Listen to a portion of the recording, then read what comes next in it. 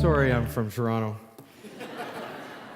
It's a funny thing to be an Albertan living in exile in Ontario. And it really, I mean, every so often you really feel the dissonance. I have a joke that I often tell, which is, how many Torontonians does it take to change a light bulb? And it's only one. They hold the light bulb in place, and the world revolves around them.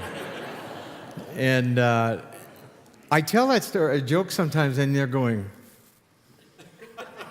well, of course. Like it's very hard for them. One of them said to me, when are you going to stop self-identifying as a Western Canadian? And I said, never. So, listen, I'm not good on commercials, but I do want to, there is a small pamphlet back there. 60% of the people who study at Tyndale Seminary are lay people. As one's a Fortune 500 guy that does headhunting for large companies, and took a year off, and I said to him, why did you take a year off to come to seminary? And he said, because Sunday school is not enough for me. He said, I want to figure out how to think theologically and biblically about my world. I don't want to be a pastor, but I do want to think through my world. And so we're trying to create a place where people like you can find accessible theological education.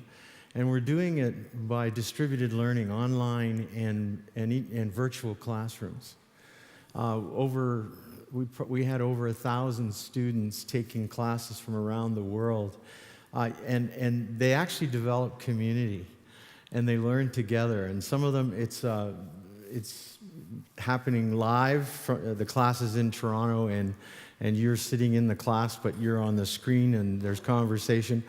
Some of it's online in terms of distributed learning.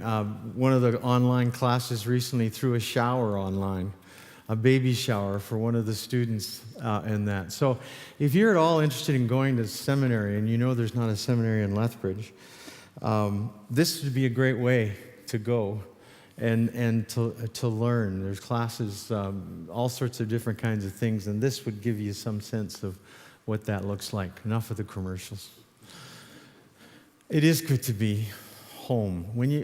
Kathleen Norris wrote a book called Dakota, and she says, show me the landscape that you grew up in, and I'll show you the shape of your soul. My wife is from Saskatchewan. North Battleford, born, Regina raised. I'm a Rough Rider fan. And, because I have to be. And she loves the wind. Do you know? The wind that you get here also comes to Regina. And the only way she can get that kind of wind is when the subway train is coming down. And she leans out so she can feel the wind as it goes by, comes toward her. And it makes her feel at home. But when we fly in here and we see the big sky, it's kind of like you feel like you're home. And for you who are from Ontario and wishing you were back in Ontario, fine. I wish I was here. I want to talk to you today about what kind of church you want to be. Lots of people talk about wanting to be like Jesus.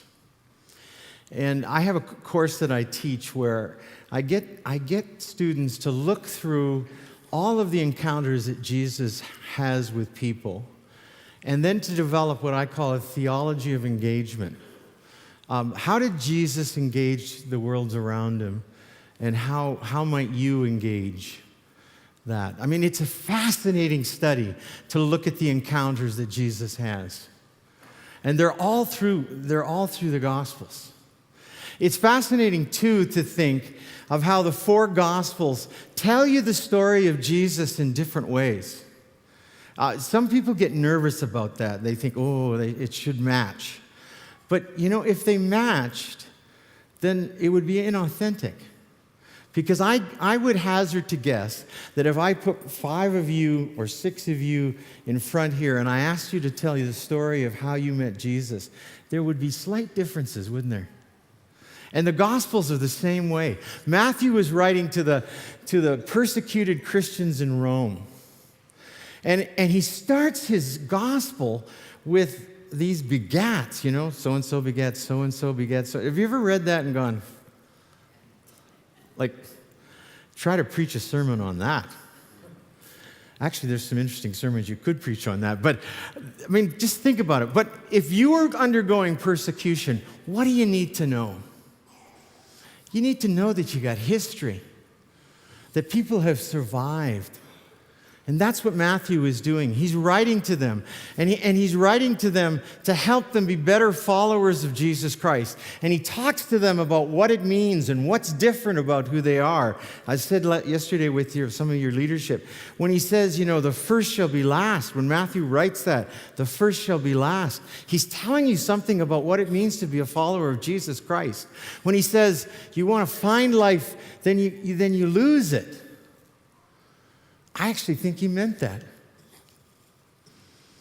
You want to find life? Well, then look at the upside down kingdom, which is about losing life to find it. Blessed are the poor. Blessed are those who hunger and thirst for righteousness. So Matthew's telling them how they would live in the midst of this persecution.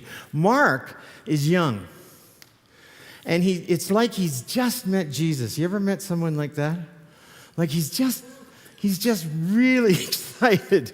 And he's so excited, he could care less about the birth. Look at Mark. It doesn't even start with the birth. He's right, let me tell you about Jesus. And there's a breathlessness to what he says. And over and over in Mark's gospel, it says, and immediately, and then. And then he gets to the resurrection story, and he doesn't even finish it. Check it out.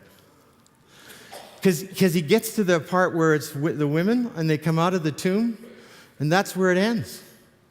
Some monk, a century and a half later, not comfortable with that ending, decides to add a few verses. And in your NIV, it'll tell you that this was added. Some monk didn't like the end of the movie. So what does he do? He gives you a better ending. But I actually think Mark meant it that way. I think he's saying, you're the witness to the resurrection. You are a resurrection people. Don't you dare stop at the cross. You're a resurrection people. You are a witness. A resurrection people are called to a certain responsibility. John tells you why he wrote his gospel. He says, I could have chosen a number of different stories, but I chose this story. Why? So that you might believe. Luke is a historian. He's a doctor, but he's a particular kind of historian. He's one of those kind of historians that isn't linear in his thinking, but is thematic. And he gathers stories together to drive home themes, historical themes that you could understand. Like, for instance, here's my teaser, so maybe you'll invite me back sometime. Why is the Mary and Martha story in that chapter at the end of where in the chapter is the sending out 2 by 2, and the next story is the Good Samaritan, and that chapter ends with the Mary and Martha story? I hope that haunts you so you invite me back. Luke also is detail-oriented, and he wants you, and if you have a phone or an iPad or a Bible, you might look up that Zacchaeus story in Luke chapter 19. Because it's one of my favorite stories. And how many of you grew up in church? Okay. So you probably all learned the song, right? Zacchaeus was a wee little man, and a wee little man was he. Stupid song. Right? Now, as a kid, okay. But what it did is it kind of trivializes the story and makes you think that this is a story about, right? This is a story about Zacchaeus being tiny, small. And it's way more than that. And one of the problems is when you get into the stories, then you kind of feel like you're missing part of it. Like it's such a childish story that there can't be anything meaningful to me. And I want to tell you that there is. For instance, Zacchaeus wants you to know there's 5 things, or Luke wants you to know the 5 things about Zacchaeus. And the first thing he wants you to know is this, is that his name is Zacchaeus, which means he's Jewish. Okay, he's one of the people. The second thing he wants you to know is that he's a tax collector. Now, I tried this in the last service. We'll try it again. Did any of you work for Revenue Canada? Anyone willing to admit it? You actually had someone who admitted it earlier. But, I mean, think about it. Whether we like it or not, and especially Albertans, we think taxes, let's talk about provincial sales tax. I think we should bring that back. Okay, point taken. Like we think tax collectors take our money. Luke's third thing is important because it says that Zacchaeus is wealthy, which means he's good at what he does. He's a thief. He steals, he takes money from his own people, right? 2 for Rome, 3 for me. 3 for Rome, 2 for me. And he's so good at it that he's made money at it. The fourth thing he wants you to know is, and we're back to the song, is that he's tiny, he's small. Which I've never been able to figure out why that's an important point, except for the fifth thing that he wants you to know. And that is, Zacchaeus wants to know Jesus. It says he's eager, right? It says he's so eager that he's willing to come and embarrass himself by climbing up in a tree and maybe being discovered because he wants to see who this Jesus is. And then the story begins.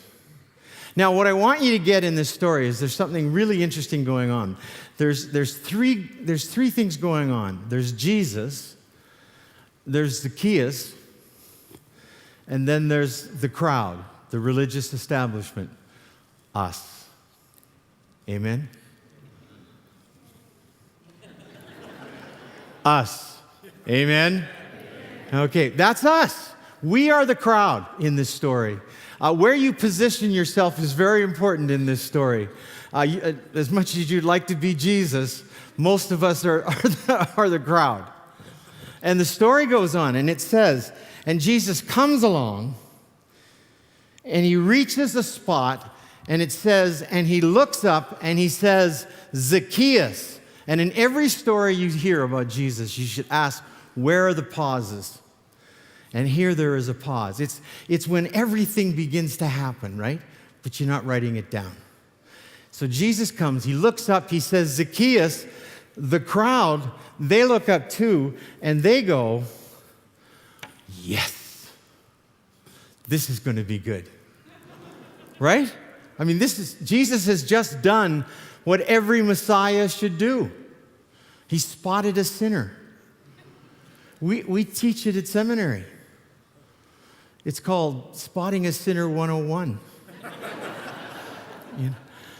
And for advanced studies, it's 202. And Jesus looks up, he says, Zacchaeus. The crowd looks up and they're going, oh yeah, they have wanted this guy. Just an aside. Have you ever thought that being seen by Jesus is both salty and joyous? Do you know what I mean? Like it bears you before it clothes you. And this is one of those examples. Like Zacchaeus is naked before everybody who thinks he's terrible. And then he says, come down immediately. Pause. And I kind of love this because this to me is, now the crowd is going, oh, he's going to do it right in front of us. We have wanted this for a long time. And then he does the unexpected. And he says, I'm going to go to your house and I'm going to eat with you. Now in my Bible, when you turn the page, to verse 7, it says this, "And all the people saw this, and they began to mutter." Do you know what a mutterer is? I'm sure you have no mutterers in this church. But they're the kind of people who, they never deal with you, like their pastor. A whole bunch of people are really upset with you. Then it turns out it's his mother and a couple of his kids or something. Like, they're the people who, they never deal with you openly and honestly. They're always kind of muttering under their breath. When I was at First Baptist Church, Edmonton, we had a mutterer. She sang in the choir. The pulpit was here, and she sat right there. And she just did not like me, right from the word go when I got there. And if I said something wrong in a sermon, you'd hear her go, "Oh." And if I was too long, she'd go. But she'd do it very dramatically so everybody could see. Sometimes if it got really bad, she would literally turn her back on me. Like non-verbally saying, "Idiot." It was just amazing. She was a mutterer. And one day in the middle of a sermon, I don't know what I said, but she just went, "Oh." And I do not recommend this for anyone, but this is what I was just frustrated. And she went, "Oh." And I turned and I looked at her and I said, "What?"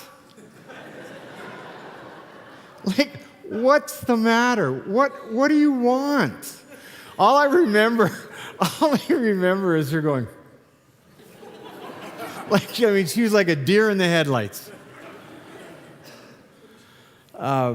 We had you don't have a balcony here, but we had a balcony, and the culture of balconies are the people that sit in balconies are weird.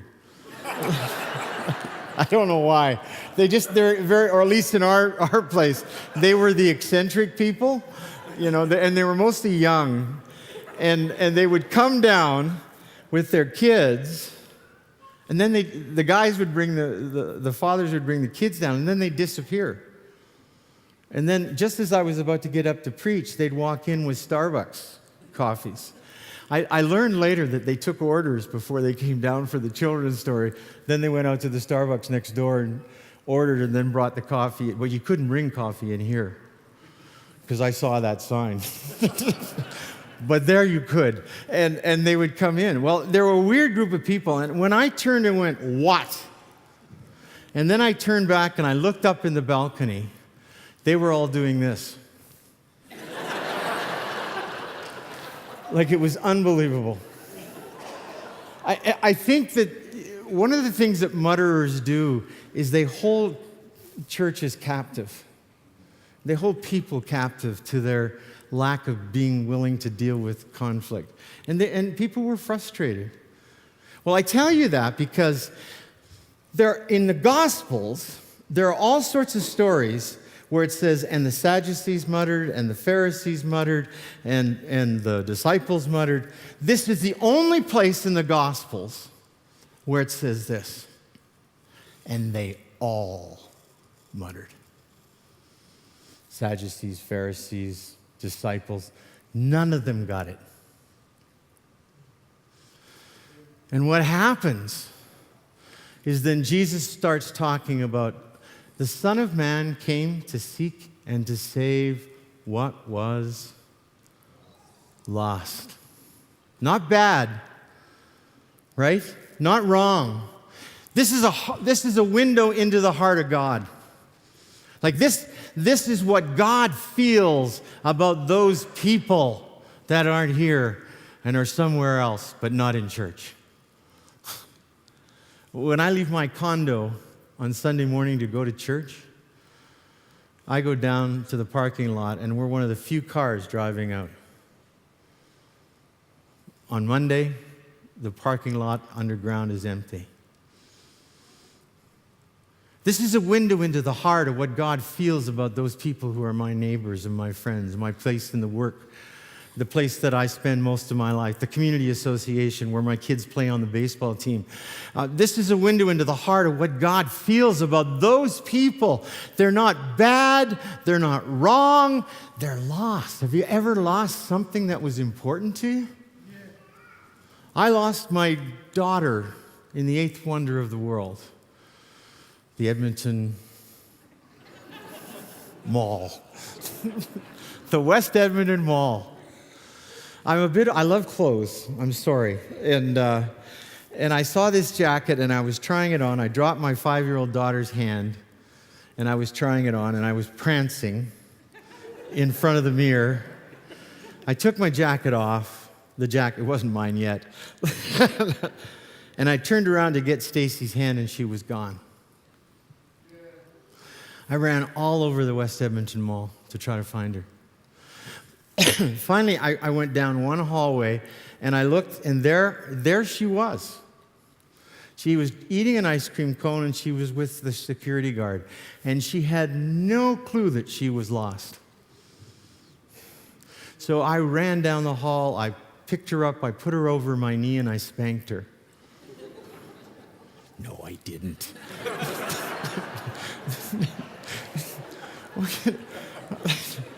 Do you really think I'm that bad? Like, I saw some of you going, yes. Good for you. Yeah. Others of you were looking very shocked. I mean, no, I didn't. I grabbed her and I hugged her. This is the heart of God, friends. Well, let me do real quickly something. Do you want to be more like Jesus? No. There you go. That's probably a smart answer. But if you do want to be more like Jesus, then you better understand what that means. I want you to notice what Jesus does here. The first thing that Jesus does is he finds Zacchaeus. Right? Like, he doesn't expect Zacchaeus to come to him. He finds Zacchaeus. You're not going to find Zacchaeus in the synagogue. You're probably not even going to find them in a holy huddle somewhere. You're going to find him in the crowd. And Jesus finds him. It's one of the most important things that you can think about God. And if we're to be more like Christ, one of the questions is, why do we always expect that people should come to us? Why don't we find them? It's one of the most important things that you can learn about God. I learned it in Systematic Theology 100. It was an 8 o'clock class, university students. Don't you just love 8 o'clock classes? Hated it. I sat at the back, mostly slept through the class. He was an Englishman. He was very proper Englishman. He gardened in a tie. And his name was Jeffrey Bromley. He was a famous theologian. Translated Kittle and some of those things. Anyway, in the middle of one of his lectures, as I'm kind of half asleep, I hear him say, "Mr. Nelson." And my friend next to me goes, Gary, Dr. Bromley wants you to pray. So I immediately jumped up, whipped off my glasses to look more spiritual. I don't know why I think that glasses aren't spiritual, but I whipped them off. Are you wearing glasses? Yeah. And I whipped them off and I said, "Dear God, thank you for this class and for how meaningful it is. And thank you for Dr. Bromley." And all of a sudden, in the middle of the prayer, I hear Dr. Bromley say, "Mr. Nelson, sit down." And I should have known, because my friends that I was sitting with were all just cracking up. They were just laughing. Like, and I felt it, but I had my eyes closed. I was praying. And then Dr. Bromley said this. He said, "Mr. Nelson, if you remember nothing of this class," and then he said, "which is very likely, because you have slept through this class most of the time.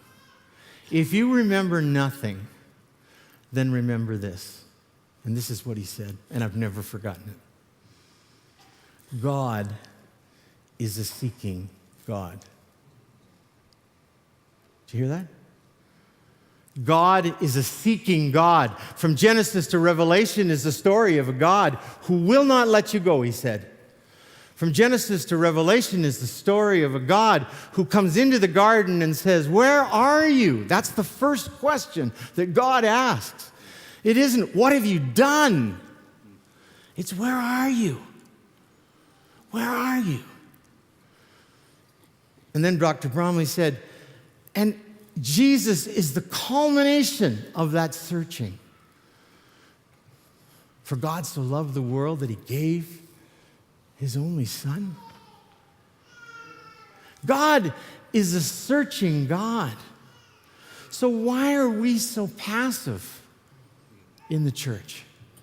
Why do we assume that people should be like us, fit in with us, come to us? Second thing I want you to notice is that he knows Zacchaeus by name. Right? Zacchaeus, I see you in that tree. He doesn't just know him by name, he knows him. Like, he really knows him. Do you know your next door neighbor? I don't know what it was like. In Edmonton, I used to laugh because, it was good during the summer, but in the winter, the garages the garage doors would open in the morning and everybody would drive out, and then garage doors would open when everybody drove back in the evening. And so there was a period of time where we'd lose touch with our neighbors. We decided that wasn't a good thing. But for a time, do you know your neighbors' names? Do you know what they're struggling with? Do you know what the good news would be for them? What they'd hope for? That's what it means to know the name. I fear that most of our churches are more like the Walmart man. Do you know the Walmart man or woman? That you come to the door. I think they've gotten rid of them recently. But the idea was you'd come to the door and they'd say, "Welcome to Walmart." I'm here to tell you, they don't care. I tested it. I walked in one time to a Walmart store and the guy said, "Welcome to Walmart." And I said, "Oh, I'm so glad. I need someone to talk to." And this is what happened. He does not want to know my name. And he certainly doesn't want to know me. Jesus finds him and he names him.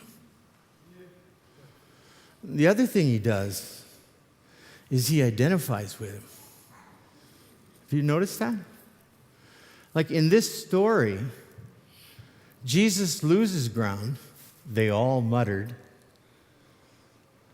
I have a theory that this is where Judas finally said, "I give up."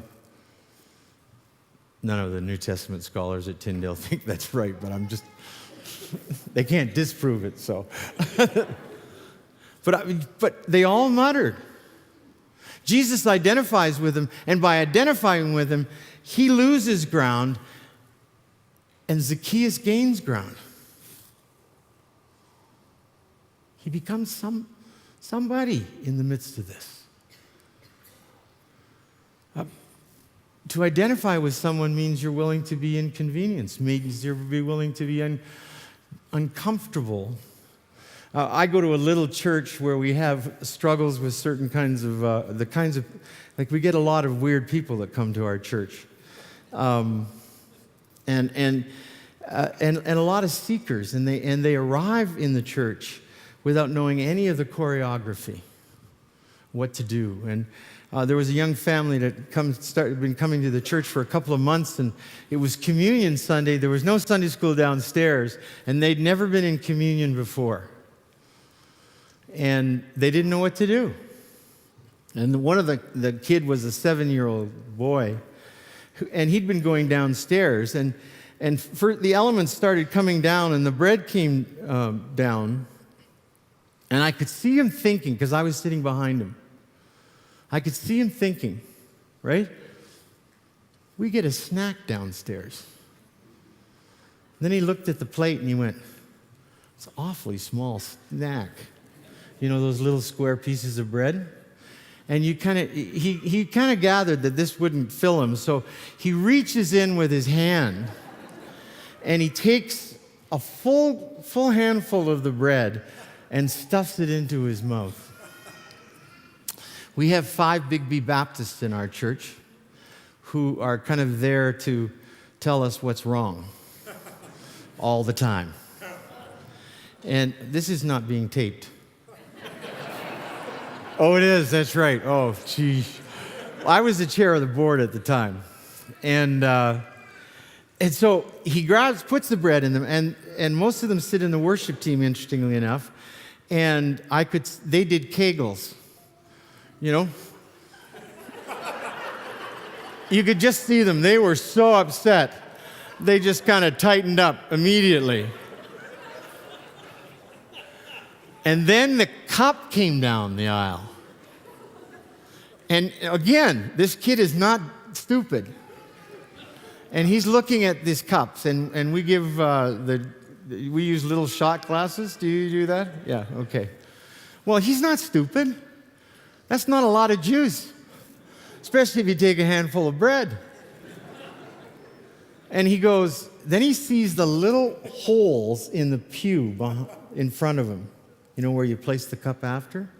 And he goes like this. And it was so funny. He goes, like you could see him go, I get it.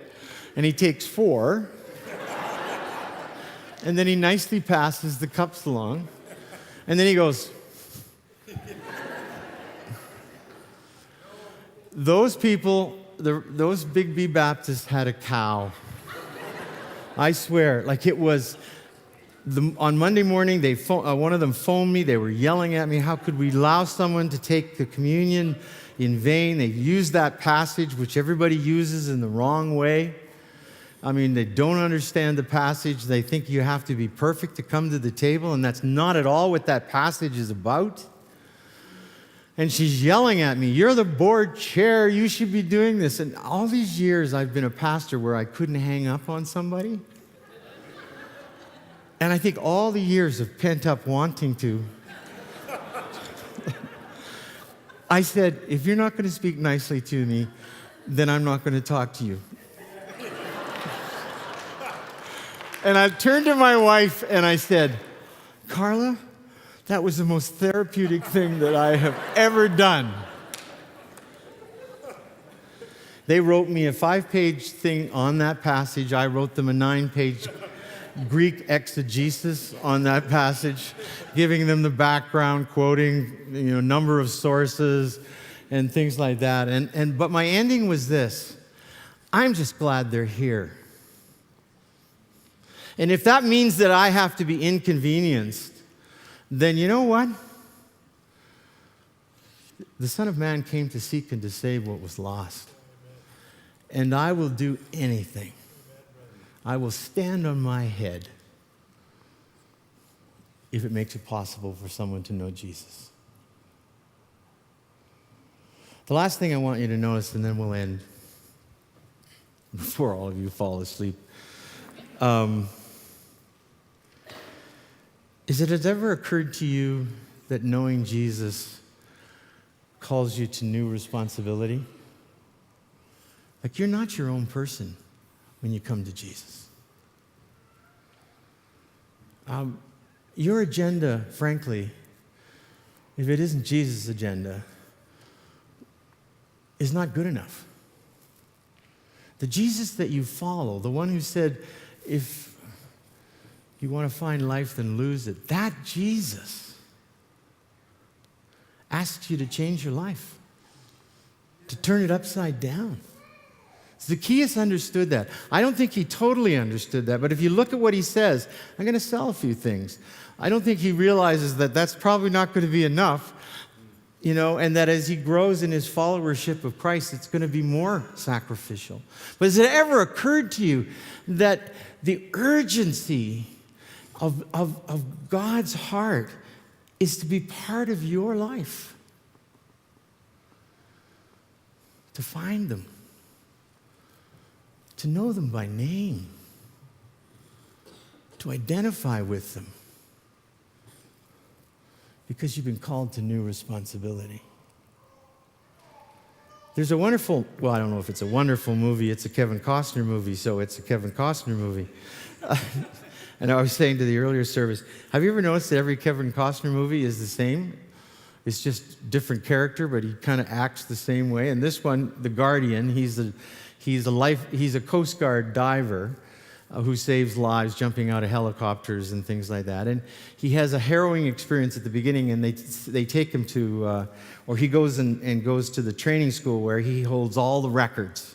And it's one of those buddy movies, and Ashton Kutcher is in it, and they have this kind of competition, the old guy, young guy, all of those kinds of things, alpha male, all of that.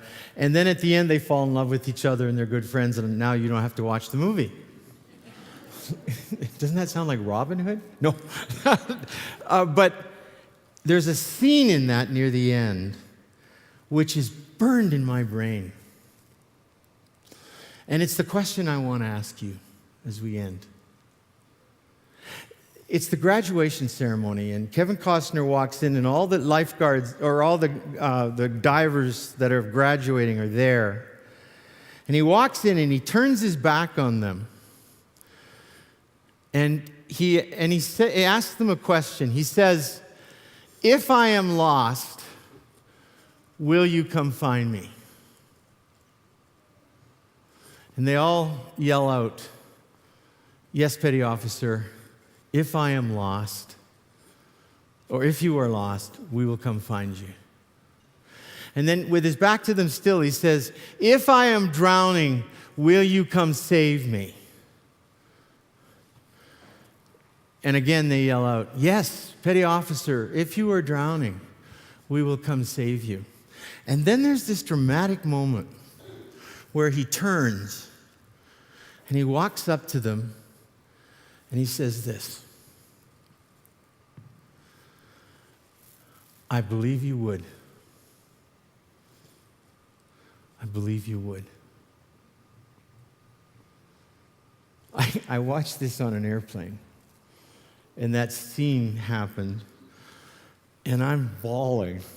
Have you ever started crying in a movie on the airplane? Isn't it terrible? Yeah, because you're going,